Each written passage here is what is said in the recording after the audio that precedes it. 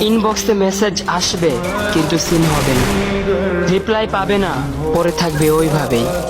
কেউ কেউ হয়তো অপেক্ষায় থাকবে, এই বুঝি আসলো অনলাইনে। আবার কেউ কেউ হয়তো টেরও পাবে না, কেউ একজন নেই, কেউ একজন হারিয়ে গেছে।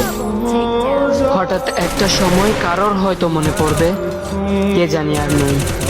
কষ্ট করে নামটা সার্চ করবে, পুরনো ভিডিওগুলো দেখবে আর ভাববে হুট করে কোথায় চলে গেল। আবার কেউ কেউ হয়তো একদিন দুই দিন না পেয়ে ফ্রেন্ড লিস্ট থেকে আনফ্রেন্ড করে দেবে।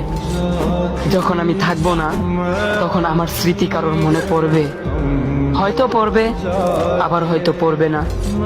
তবে হারাতে হবে, হারাতে হয়, হারিয়ে যাওয়াই নিয়ম। পার্থক্য একটাই, কেউ আয়োজন করে হারায় আর কেউ হুট করে হারায়।